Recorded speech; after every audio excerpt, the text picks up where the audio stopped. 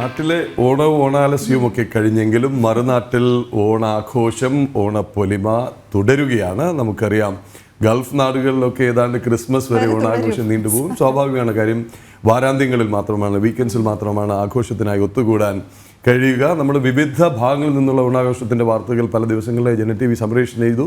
ഇന്ന് ഇറ്റലിയിൽ നിന്നുള്ളൊരു ഓണമാണ്. ഇറ്റലിയുടെ തലസ്ഥാനമായ റോമിൽ ഹിന്ദു കൾച്ചറൽ അസോസിയേഷൻ ഇറ്റലിയുടെ നേതൃത്വത്തിൽ നടത്തിയ ഓണാഘോഷ പരിപാടിയിൽ ഇറ്റാലിയൻ സിനിമാ താരം ഇയാൻ മാർക്കോ ബെല്ലുമോറി ഉദ്ഘാടനം ചെയ്തു.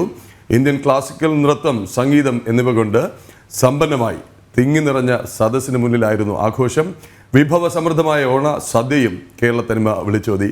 HA president Sivadas Thachappally, Vinod Kumar Nerothu, joint secretary Siju Sukumaran എന്നിവർ പ്രസംഗിച്ചു. കാണാം.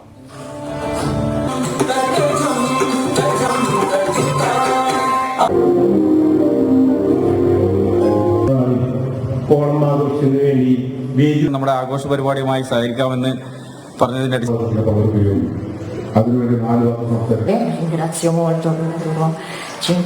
അവതരിപ്പിക്കപ്പെടും. അത്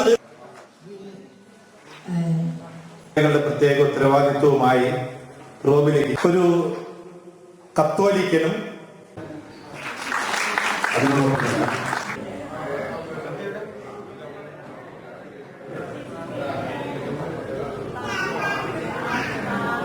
Registration address.